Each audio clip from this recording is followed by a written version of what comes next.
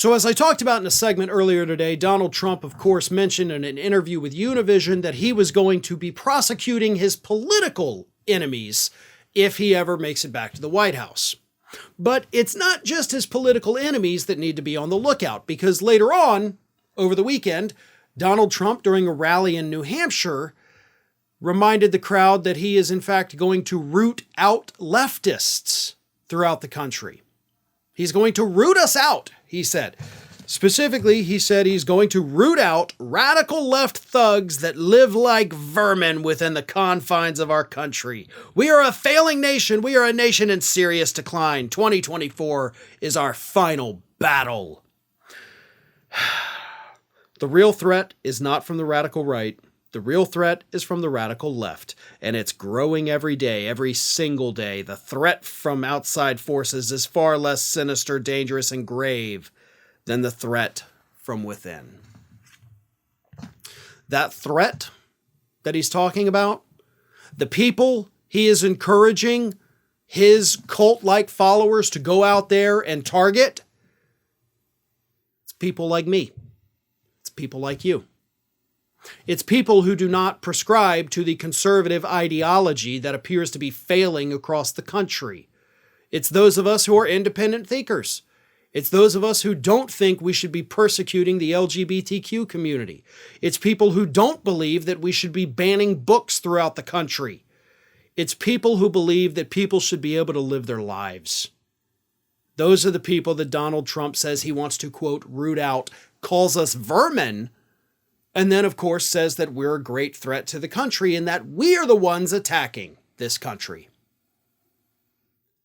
That is Nazi-like rhetoric. In fact, most of the analysis of this speech that Trump gave has compared him to Nazi leader Adolf Hitler, because this is the same kind of language that Hitler used in his rise to prominence. And here is Donald Trump going for his second term in office, using the exact same language for the exact same purpose. Now, let me tell y'all something.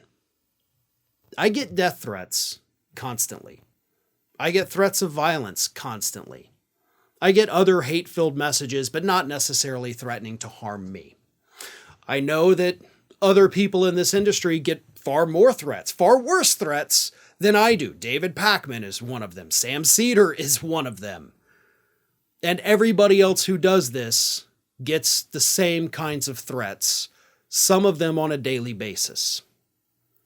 So when you have somebody running for political office as the head of a major party, pointing these people out, my friends and myself, and everybody else who does this, pointing at us and saying, we're vermin, what he is doing is he is putting a target on each and every one of us.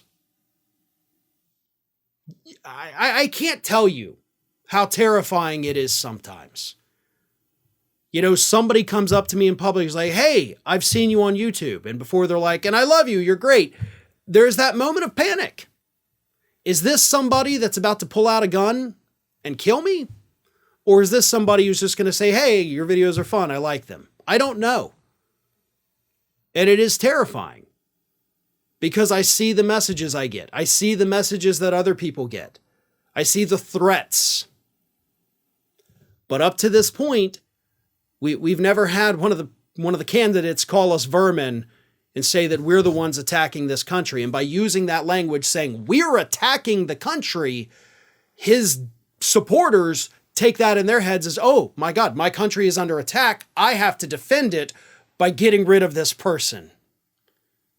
So I'm not speaking in hyperbole when I say that he is putting a target on each and every one of us, because that is exactly what that kind of rhetoric does.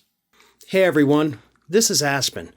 And did you know that for the low cost of $0 per day, you can subscribe to the Fair and Balanced YouTube channel? We also encourage you to like, comment, and share. But again, click that subscribe button and help Aspen not be so grumpy.